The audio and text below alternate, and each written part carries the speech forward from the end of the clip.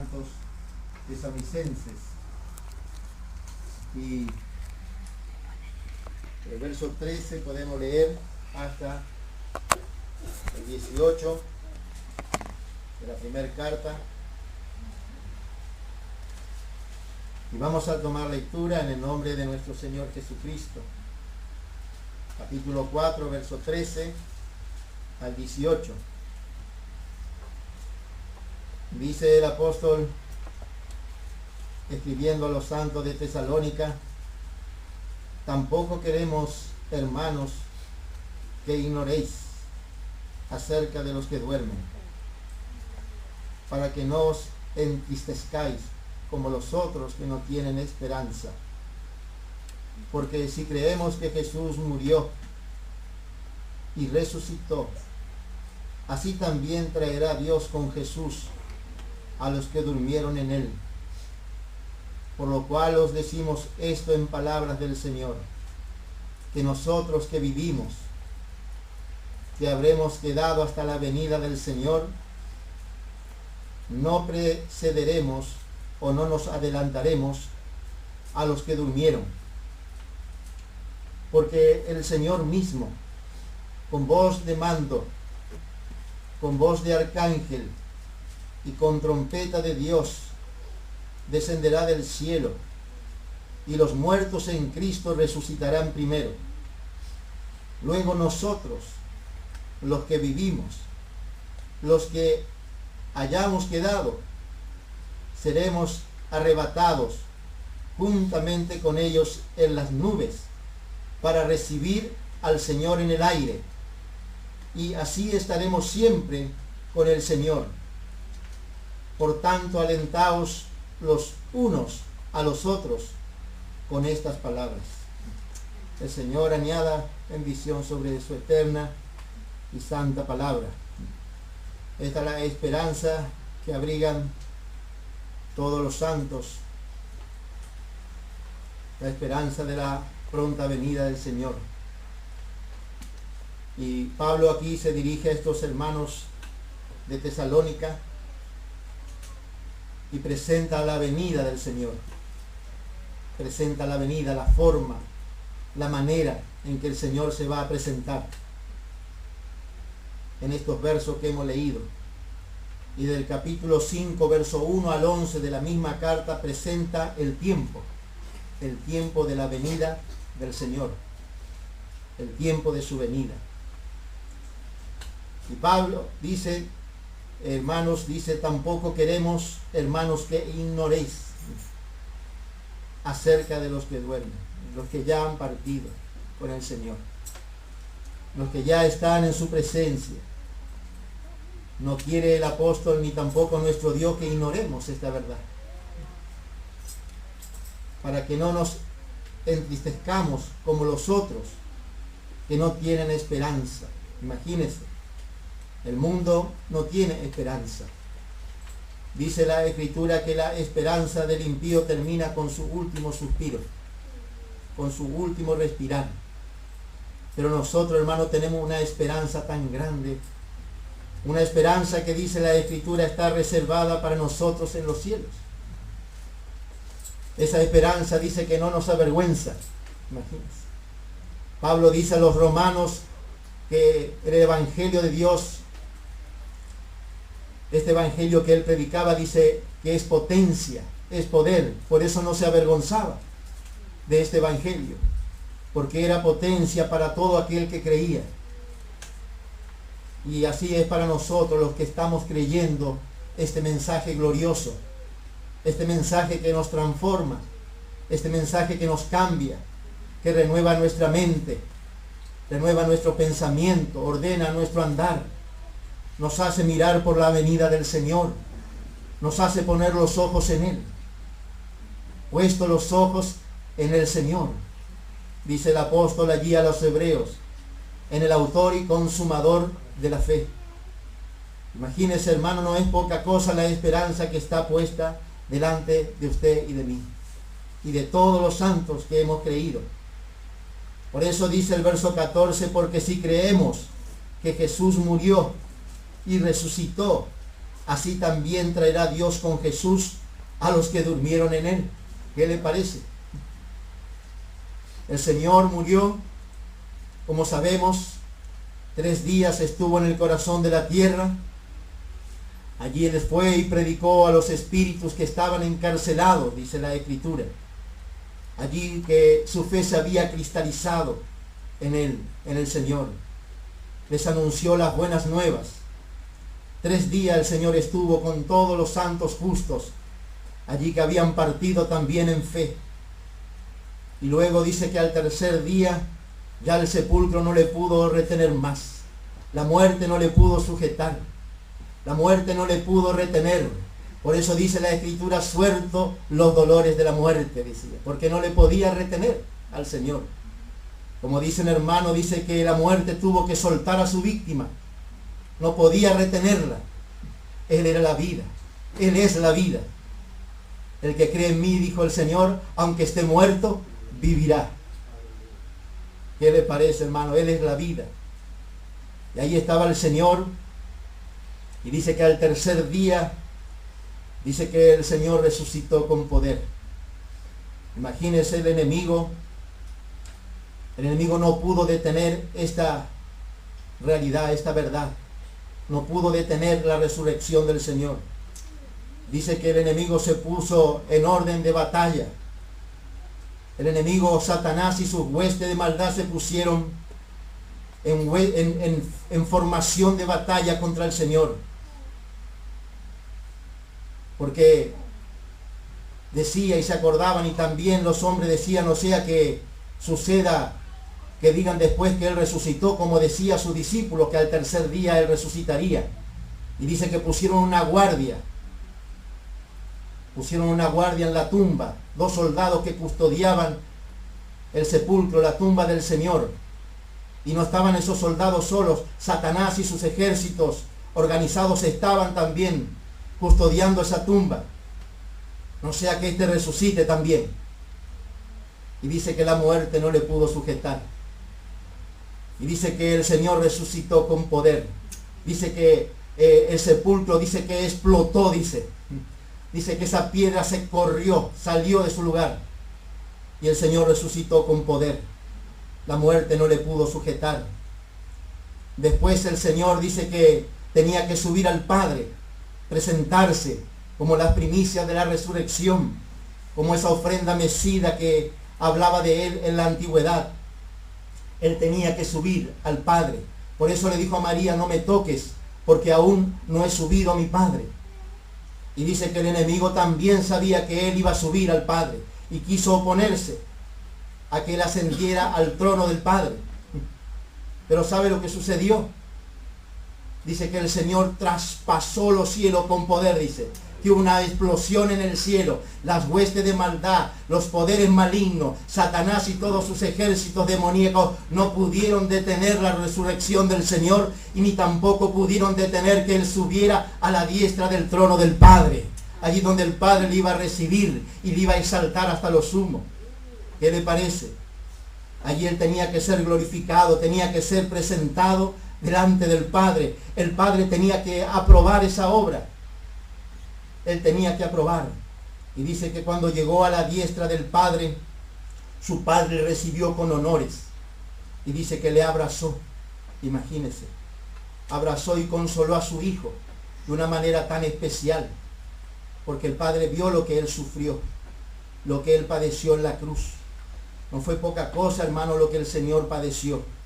Los sufrimientos, los dolores, todo lo que el Señor tuvo que padecer por nuestros pecados, por nuestras iniquidades, por nuestras injusticias. Él cargó sobre sí todos estos pecados. Él cargó todas nuestras iniquidades. Aún llevó todas nuestras enfermedades, dice la Escritura. Toda enfermedad, aún aquellas que todavía no han salido, ni se conocen, pero seguramente van a aparecer en algún momento. El Señor ya la llevó. Imagínense. El mundo siempre presenta nuevas enfermedades, nuevos virus, nuevas bacterias, que se hacen más inmunes, que parece difícil de poder contrarrestar con antibióticos y con lo que el mundo prepara para poder librar esas enfermedades. Pero el Señor ya las llevó, dice. Él dice que por su llaga, dice Isaías, nosotros fuimos curados. Imagínense. Y todo Él lo hizo por amor, hermano, de pura gracia. Y el Señor le abrazó y le consoló. Nos hace recordar de aquel hijo pródigo que sufrió mucho estando fuera de su casa. Y su padre tanto le amaba a su hijo y tanto pensaba en él. Yo pienso que ese padre no dejó de pensar un solo instante en su hijo. Desde el mismo momento que él salió de su casa, su padre no dejó de pensar ni de llorar por él y rogar para que volviera. Imagínense. Y yo comparo ese dolor, esa tristeza con la de nuestro Padre Celestial, porque Él también tuvo que hacerse un pródigo por nosotros. El Señor también tuvo que revolcarse en el fango del pecado. Él también tuvo que llevar nuestras inmundicias. Pero Él sabía que tenía un Padre Celestial que no le iba a dejar en esa condición. Por eso dice el Salmo que Él clamó a su Padre. Y dice el salmista, podemos leer el Salmo 91, a mí me gusta mucho, porque fue cuando el Señor clamó, estando en angustia, en necesidad. Y Él sabía que su Padre no le iba a dejar en ese estado, en esa condición tan triste, arruinada. El Salmo 91.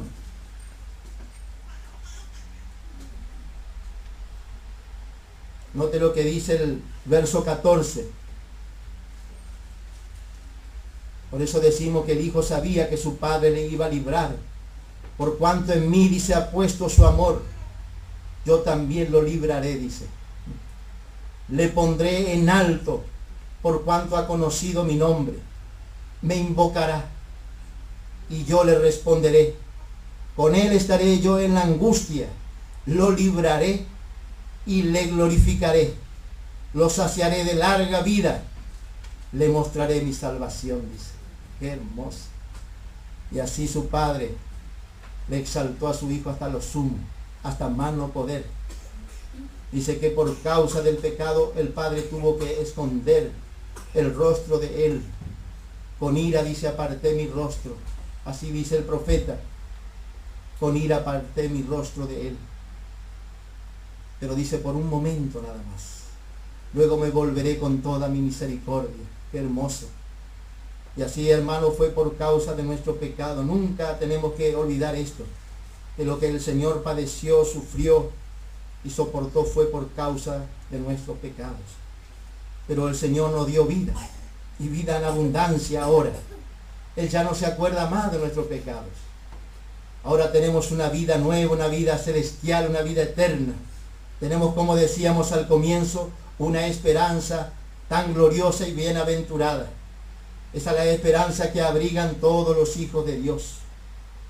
Vamos a leer ahí en la carta a los tesalonicenses cómo sigue el relato. Cómo Pablo está alentando a los hermanos. Porque el Señor viene pronto. Y Él quiere preparar nuestro corazón para el encuentro con el amado. Él quiere que su corazón esté preparado para ese momento glorioso, hermano.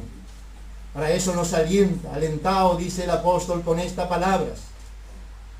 La carta a los tesalonicenses, capítulo 4, dice, el verso 15, por lo cual os decimos esto en palabras del Señor, que nosotros que vivimos, que habremos quedado hasta la venida del Señor, no precederemos a los que durmieron.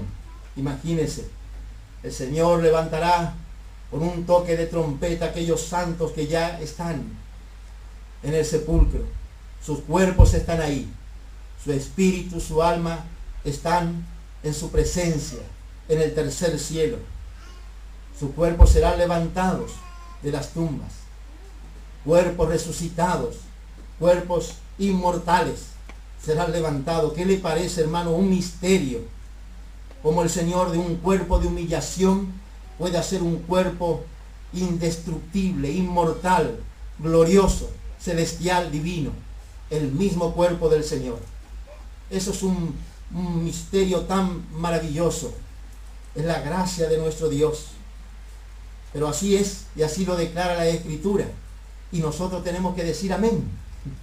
No podemos dudar. No podemos dudar. Y si el Señor viniera hoy en este día y nos encontrara en este lugar, ¿qué sucedería con nosotros? Bueno, seríamos transformados. Nuestro cuerpo, este cuerpo de humillación, transformado en un cuerpo de gloria. Y los resucitados con cuerpos glorificados, y nosotros transformados con cuerpos glorificados, al toque de trompeta del Señor, subimos juntos a recibir al Señor en el aire. ¿Qué le parece, hermano? Esa es la esperanza que abrigamos.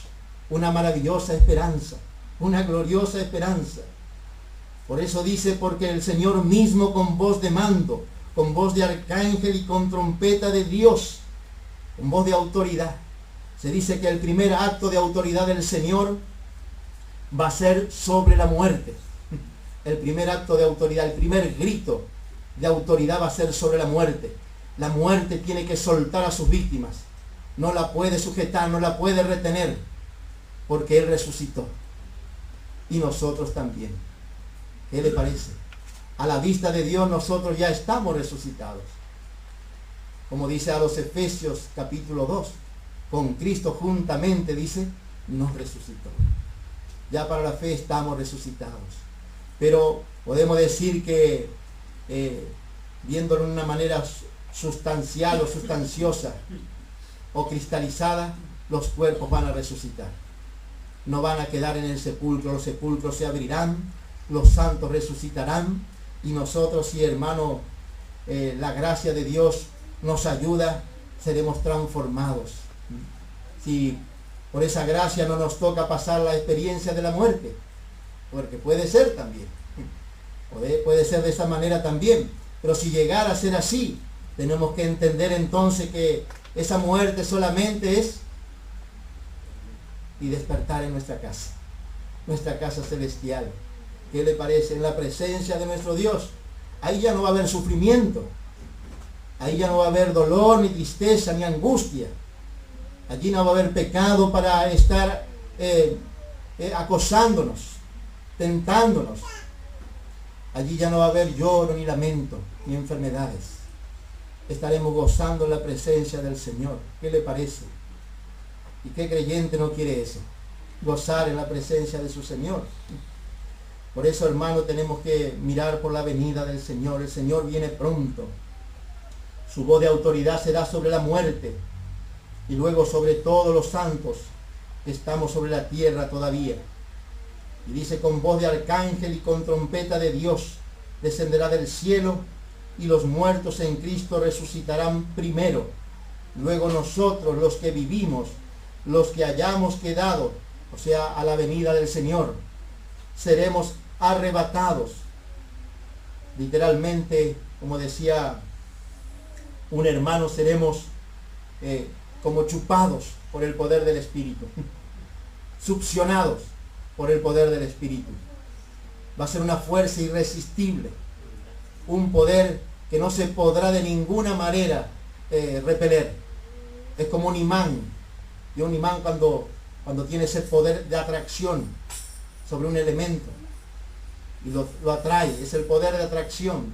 Bueno, así va a ser cuando el Señor nos llame a su presencia. Nos levantará en un sonar de trompeta, nos levantará con esa voz de autoridad. Por eso dice, luego nosotros, los que vivimos, los que hayamos quedado, seremos arrebatados juntamente con ellos en las nubes para recibir al Señor en el aire, y así estaremos siempre con el Señor, siempre en la presencia del Señor. Qué hermoso.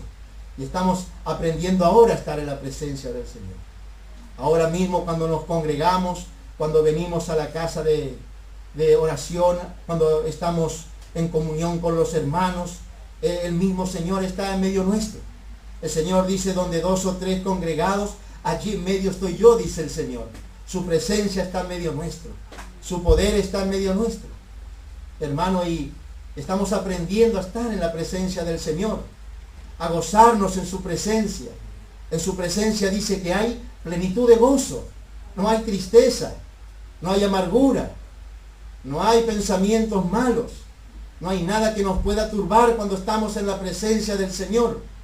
Es como cuando un padre acobija a sus hijos, cuando hay una gran tormenta o cuando algo malo está para acontecer. Su hijo sabe que su padre le va a cubrir, le va a guardar. Puede haber tormenta, puede pasar algo grave a su alrededor, pero tiene la protección de su padre. Está seguro el niño. Él no tiene miedo, por más que el peligro sea grande.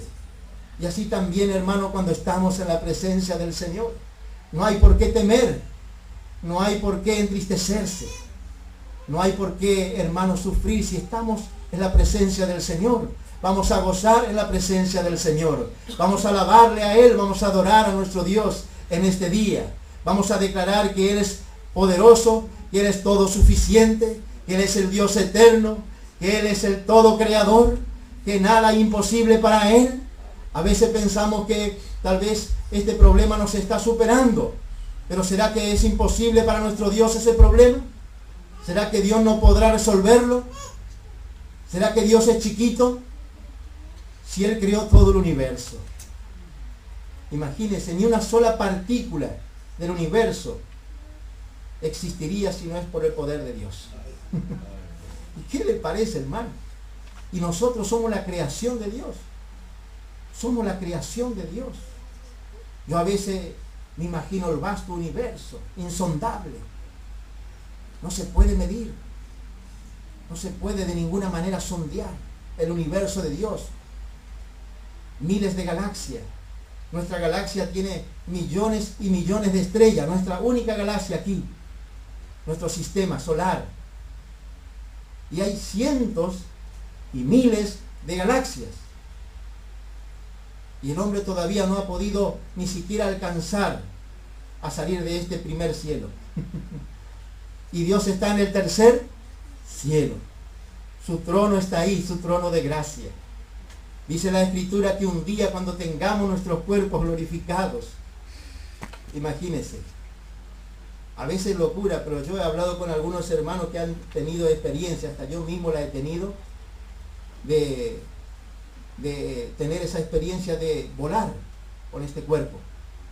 Yo digo, esto sería imposible en este cuerpo natural, pero en un cuerpo de gloria tenemos esa capacidad. Vamos a tener esa capacidad de surcar todo el universo de Dios. El Señor con un cuerpo glorificado surcó el cielo. Imagínense. Y con un cuerpo glorificado va a descender del cielo. Y va a venir a llamarnos. Y nosotros con un cuerpo glorificado, ¿qué le parece que vamos a hacer? ¿Va a haber una nave espacial como muchos dicen? No. Nuestros cuerpos van a ser, hermano, trasladados por el poder del Espíritu Santo. Cuerpos glorificados, capacitados, aptos para subir a la presencia del Señor. ¿Qué le parece? Ahí ese cuerpo va a ser un cuerpo maravilloso. Ahora estamos llenos de defectos. Tenemos un viejo cascarón que se va envejeciendo. Un viejo tronco que un día va a caer. Pero el Señor nos va a dar un cuerpo maravilloso. Y en ese cuerpo vamos a estar eternamente en la presencia del Señor. Dice en Cantares ahí que su amado, dice, la va a tomar a su amada cuando estén unidos en ese matrimonio celestial. Y dice que le va a llevar su amado, dice, vamos a recorrer el universo, dice. Le va a llevar de viaje por el universo. Le va a mostrar lugares más recónditos. ¿Qué le parece? A veces esto es locura. Por eso dice que la palabra de Dios es locura para los que se pierden. La palabra de la cruz. Pero para nosotros es poder de Dios. Dice que el hombre natural no puede discernir estas cosas, no las puede entender, no las puede comprender. Para él son locuras, pero para nosotros estas cosas son reales.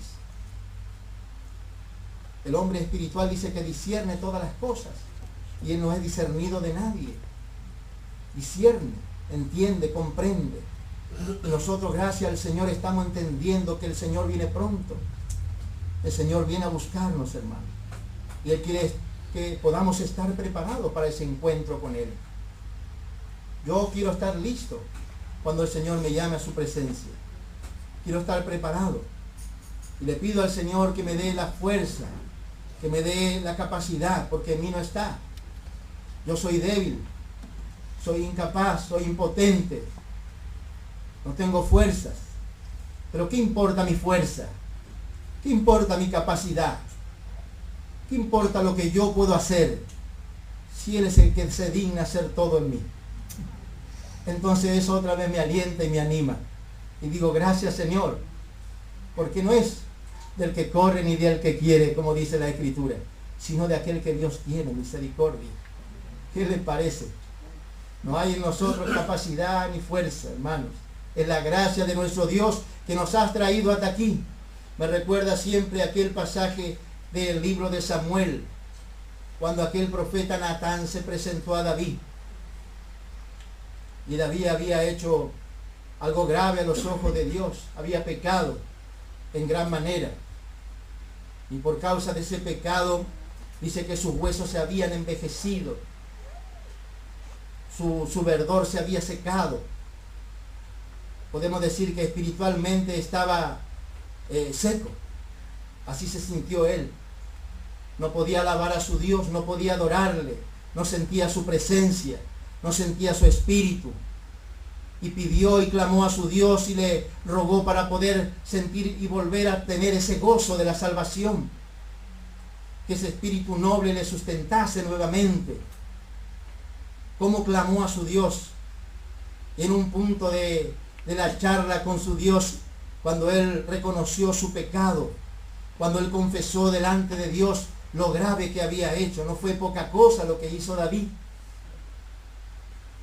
Él cometió cosas graves, pero tenía un corazón tierno para su Dios. Y escucha cómo Dios mira el corazón del hombre. A veces nosotros miramos el corazón, miramos la persona, decimos, este es un duro, este es terrible. Pero Dios mira el corazón y dice, qué corazón tierno que tiene este. Dice que David tenía un corazón conforme al corazón de Dios. ¿Qué le parece, hermano? Y David en un punto de su charla con su Dios, le dice, ¿quién soy yo? ¿Quién soy yo? ¿Y quién es mi casa? Él era un rey poderoso, temido, un rey que todos respetaban. Pero él dice, ¿quién soy yo? ¿Y qué es mi casa?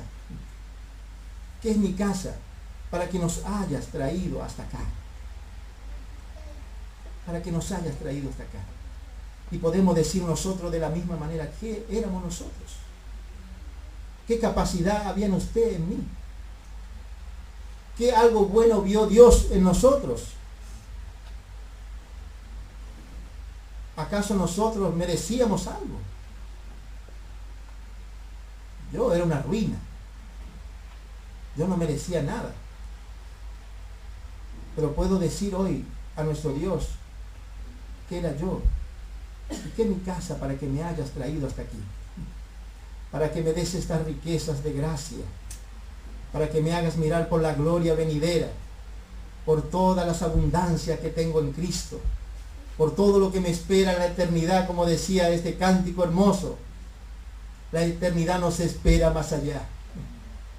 Lo terrenal no tiene ningún valor, esto va a pasar. Pero hermano, lo eterno permanece para siempre. Y el Señor viene pronto. Por eso queremos estar preparados para ese encuentro con nuestro amado. Vamos a leer en Isaías capítulo 50. Isaías capítulo 50, versos 4 y 5.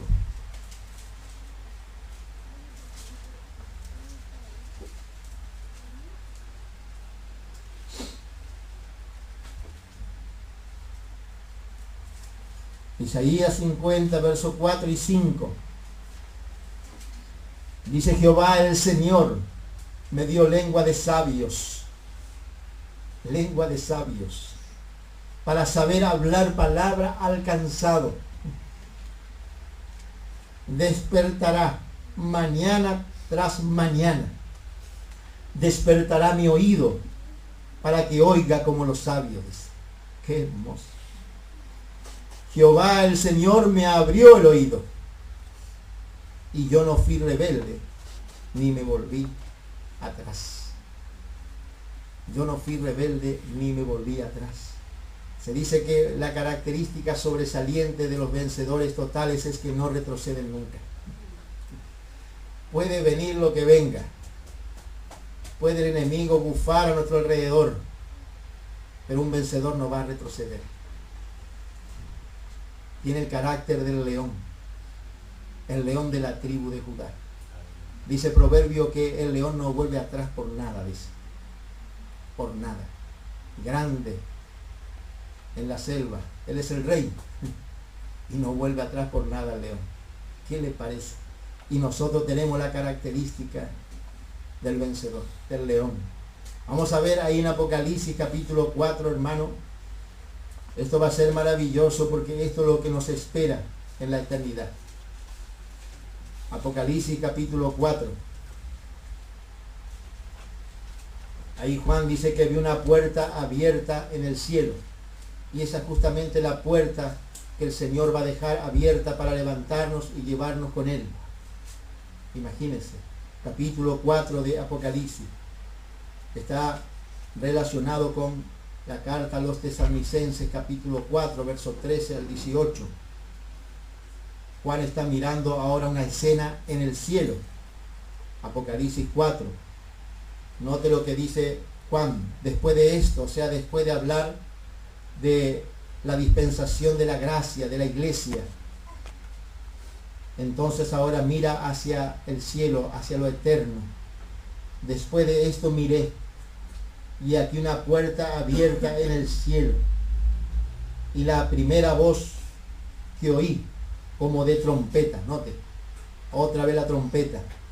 Se dice que la palabra griega que usa el apóstol Pablo en la carta a los tesalonicenses no es una trompeta común. No es la palabra que se usa, la palabra griega para una trompeta común, sino que es trompeta pero de guerra. Una trompeta de guerra.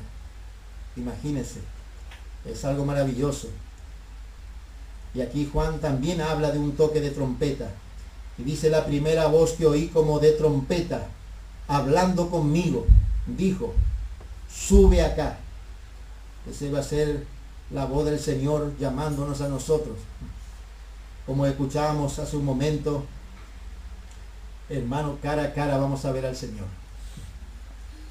Dice el hermano Copley en su estudio: el cielo no sería cielo si no vería el rostro de mi Señor. Dice: el cielo no sería cielo si no vería el rostro de mi Señor. No importa el lugar, dice el hermano, lo importante es que veamos el rostro del Señor, dice. Que podamos mirarle, contemplarle cara a cara. Y dice: como de trompeta hablando conmigo, dijo: sube acá, y yo te mostraré las cosas que sucederán después de esta. O sea, ya hablando en el estado eterno. Y al instante dice: yo estaba en espíritu, y aquí un trono establecido en el cielo, es el trono del Señor. Y en el trono uno sentado, ese es el Cordero, el Hijo de Dios. Y el aspecto del que estaba sentado era semejante a piedra de jaspe y de cornalina. Esto nos habla de vida, de resurrección, de vida eterna. Y había alrededor del trono un arco iris. Esto nos habla de la misericordia de nuestro Dios. Semejante en aspecto a la esmeralda. La esmeralda es verde. También habla de vida resucitada, de vida abundante. Y así va a ser a la presencia del Señor. Va a haber vida abundante. Y alrededor del trono, o sea, alrededor del trono del Cordero, del Señor, había 24 tronos. Y vi sentado en los tronos a 24 ancianos, vestidos de ropas blancas, con coronas de oro en sus cabezas. Estos son ancianos, son crecidos, maduros espiritualmente. Llegaron a crecer a la misma estatura y medida y plenitud del Señor, como Efesios 4:13 nos enseña. Son ancianos y reinan, tienen corona, son los santos vencedores. Y dice: del trono salían relámpagos, truenos y voces. Esa es la indignación divina. Por eso decimos, hermano, que el trono, la trompeta era trompeta de guerra, porque los santos se van a preparar para venir a hacer juicio con el Señor. Sí. juicio con el Señor.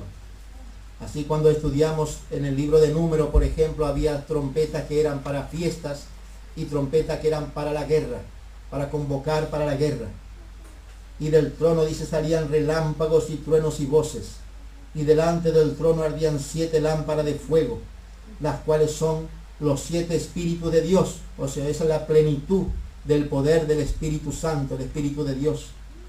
Y delante del trono había como un mar de vidrio, semejante al cristal. Esto nos habla del nuevo nacimiento, como Tito claramente nos enseña, Tito 3:5, el nacimiento o la regeneración. Y dice claramente, yo estoy leyendo así y dando así más o menos una idea. Y delante del trono había como un mar de vidrio semejante al cristal, y junto al trono y alrededor del trono 4 seres vivientes, llenos de ojos delante y detrás. Los seres vivientes son también vencedores, sí, son vencedores totales, son seres redimidos, o sea, son hijos de Dios, lavados y comprados con la sangre del Cordero.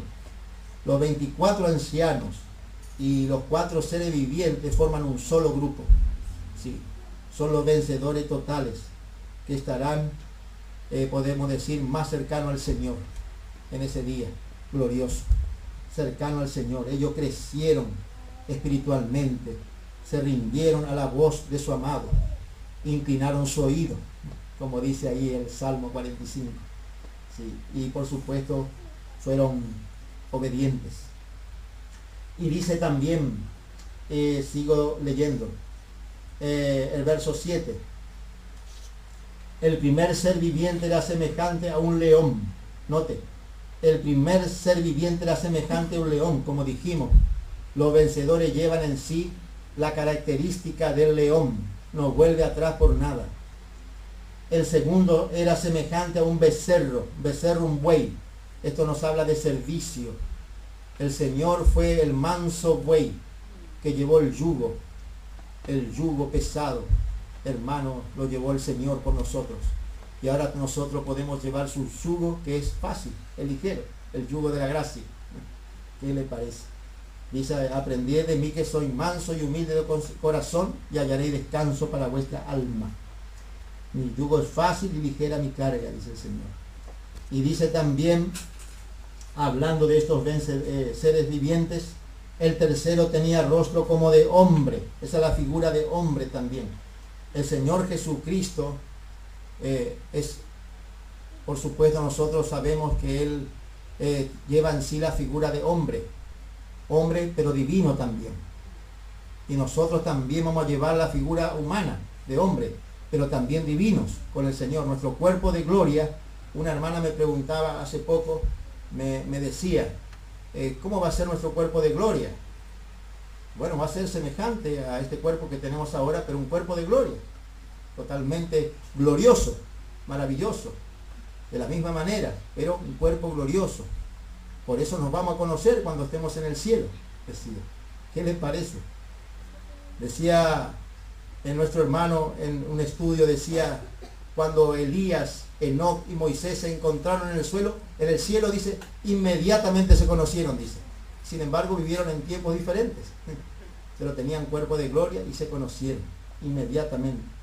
Así nosotros, cuando estemos en la presencia del Cordero con cuerpos glorificados, vamos a conocernos, vamos a poder identificarnos unos con otros.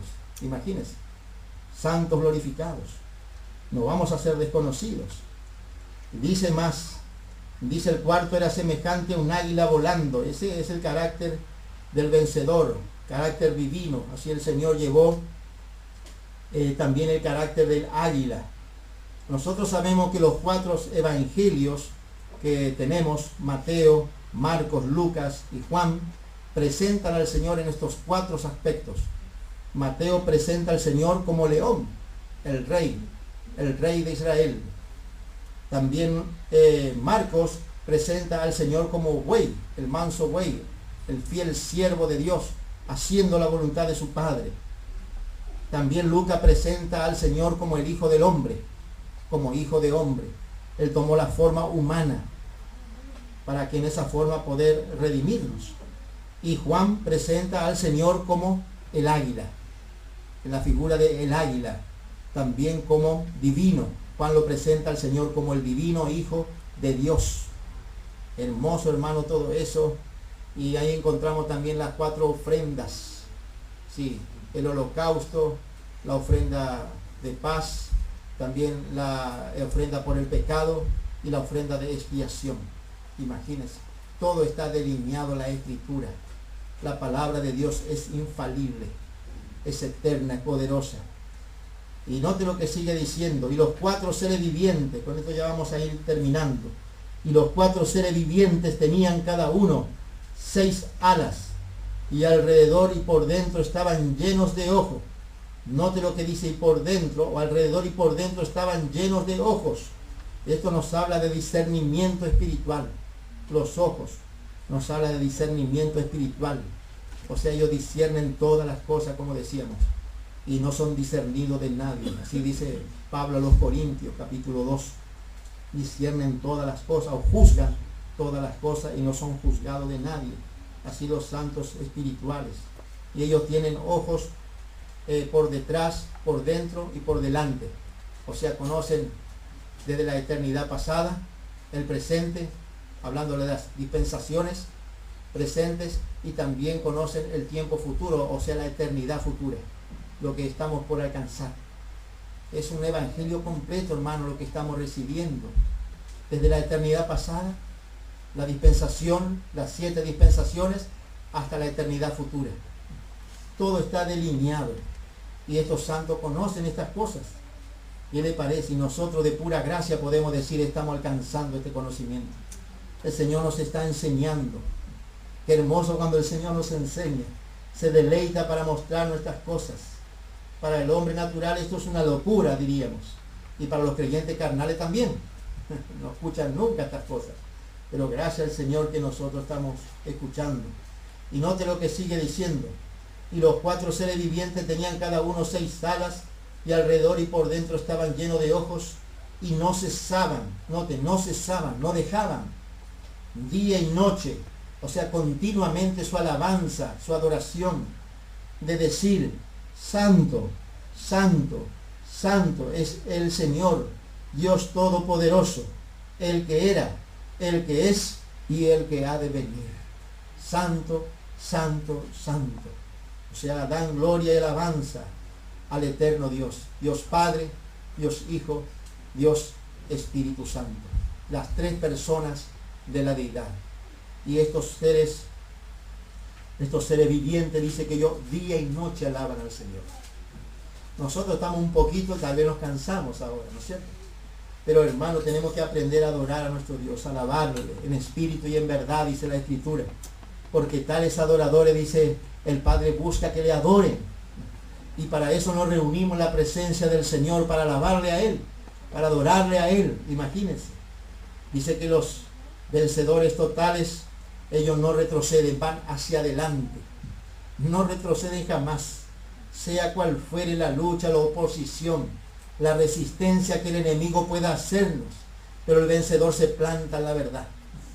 Tiene verdadero carácter de vencedor. Él no va a retroceder. Él mira por su Señor. Tiene su fe puesta en el Señor. Su esperanza en Él. Hermano, y como dice la Escritura, nosotros no somos de los que retroceden, dice Pablo. No somos de los que retroceden. Vamos a leer para ir terminando en 1 Tesalonicenses capítulo 5.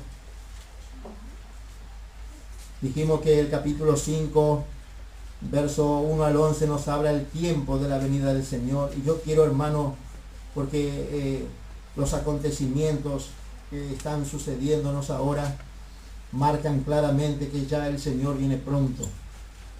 Son hechos reales que gracias al Señor estamos entendiendo por la palabra de Dios. La carta a los Tesalonicenses capítulo 5, versos 4 y 5 podemos leer: mas vosotros, hermanos, no estáis en tinieblas, para que aquel día os sorprenda como ladrón, o sea, el día de la venida del Señor. ¿Sí? Porque todos vosotros sois hijos de luz e hijos del día. No somos de la noche ni de las tinieblas, o sea, no somos de ese tiempo de tribulación y gran tribulación que va a venir. El mundo se prepara para el juicio. Imagínense, 7 años están destinados para la prueba que va a venir sobre el mundo entero. Y nosotros sabemos, hermano, que el ambiente ya se prepara para recibir a su más grande personaje, el anticristo y el falso profeta. Estos dos van tomados de la mano. Estos dos van tomados de la mano, el falso profeta y el anticristo. Imagínense. Y, hermano, ellos se asocian en ese tiempo. Y nosotros ya estaremos en el cielo gozando con el Señor. Pero en el mundo va a haber conflictos grandes. Ahora estamos viendo conflictos grandes. Estamos viendo guerras y cosas terribles que suceden. Cristianos que están siendo perseguidos y muertos. Imagínense, un hermano me mandaba un mensaje en el día de ayer donde en Irak entró este grupo islámico y estaban devastando una ciudad cristiana. Sí, estaban decapitando hombres, mujeres y niños. Eso fue en el día de ayer y me pidió oración. Y yo inmediatamente me puse a orar y hoy estuvimos orando también en este lugar por esos hermanos que están sufriendo terrible, hermano, persecución. Terrible persecución. Nosotros, hermano, no nos imaginamos las atrocidades terribles que se le hacen a los creyentes. Pero esto nos marca que el Señor viene pronto. El Señor está a la puerta. El Señor viene y no se tarda, como dice, un poquito nada más, y el que ha de venir vendrá y no tardará. Y el Señor quiere que estemos listos, preparados para volar con Él, hermano. El mundo va a quedar en tiniebla, en oscuridad total. Y, hermano, va a ser tan grande la aflicción que va a haber sobre la tierra, podemos decir, sin ningún paralelo, no lo hubo antes ni lo habrá después, dijo el Señor. Esos días serán grandísimamente terribles. Y nosotros queremos salir, hermano, queremos volar cuando el Señor toque la trompeta. No queremos quedar un instante aquí. No queremos quedar aquí, hermano. Ni queremos que nuestros hijos se queden, ni que nuestros familiares se queden. Por eso necesitamos hablarle del Señor también. Que ellos también se preparen para encontrar al Señor. Hermano, que muchos santos que se descuidan en su vida espiritual. Muchos santos que quedan, que se desalientan, se desaniman, no se congregan. Hermano, hay que alentarle. El Señor viene pronto. Y tenemos que estar más que nunca mirando el rostro del Señor, mirando por su pronta venida. Y dice que vamos a ver ahí en Joel, para ir terminando, Joel capítulo 2, verso 1 y 2. Van a ser días como nunca lo hubo ni lo habrá. Joel nos marca un pantallazo de esos días. Joel capítulo 2. Y el verso 1 y 2 dice: tocad trompeta en Sión y dad alarma en mi monte santo. Tiemblen todos los moradores de la tierra, porque viene el día de Jehová, porque está cercano. Día de tinieblas y de oscuridad, día de nube y de sombra, como sobre los montes se extiende el alba. Así vendrá un pueblo grande y fuerte, semejante a él no lo hubo jamás, ni después de él lo habrá en años de muchas generaciones. Y así, hermano, dice: día de tinieblas y de oscuridad, porque viene el día de Jehová, porque está cercano. Tiemblen todos los moradores de la tierra, dice. Y esos días van a ser, como dije, días terribles, como nunca hubo ni los habrá. El Señor se promete guardarnos en Apocalipsis capítulo 3, verso 10. De ese tiempo terrible, hermano, seremos guardados. Y yo digo, somos guardados por la gracia divina de nuestro Dios.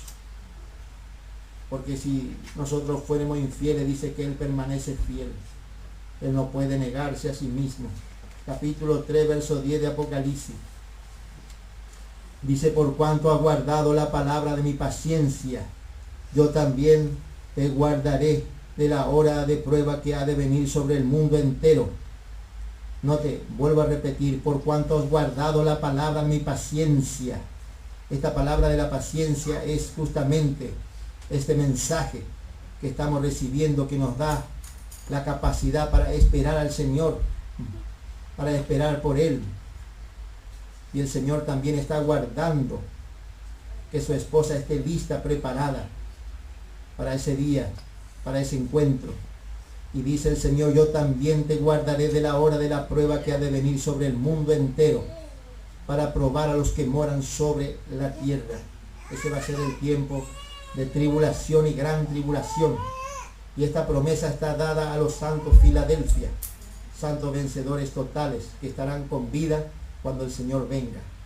Los santos de Esmirna son los santos que ya han partido vencedores y esperan ser levantados del sepulcro.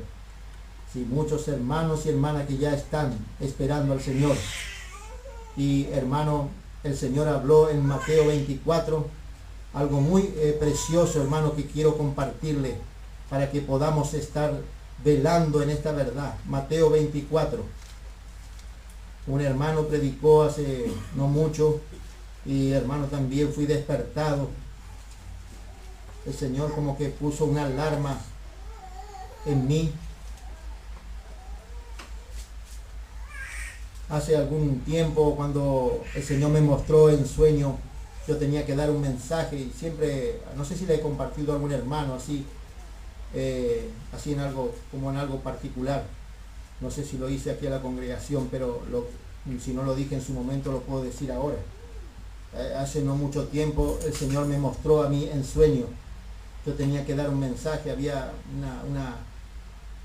muchos hermanos, y tenía que traer el mensaje. Yo no sabía qué mensaje traer. Y yo digo: Señor, ¿qué mensaje voy a traer? Empecé a orar en mi corazón, en mi mente, pidiendo al Señor que me guíe en lo que iba a predicar, porque estaban esperando que yo predicara. Y el Señor, una voz audible, me dijo: tienes que hablar de la pronta venida de mi Hijo, la venida del Señor. Ese fue el mensaje que escuché. La voz audible, hermano, escuché: la venida del Señor. Tiene que hablar de la pronta venida del Señor. Imagínense, ese era el mensaje que tenía que dar. Y por eso quiero compartirle aquí. Note lo que dice en Mateo 24, versos 32 al 34. Porque dice, bueno, del verso 29 ya habla. Del verso 29 podemos leer también para darle más sentido. Inmediatamente después de la tribulación de aquellos días, o sea, lo que estamos hablando del tiempo de juicio, el sol se oscurecerá, y la luna no dará su resplandor, y las estrellas caerán de los cielos, y la potencia de los cielos serán conmovidas. Imagínense, habrá como una gran convulsión en toda la creación, y la guerra será devastadora también en ese tiempo.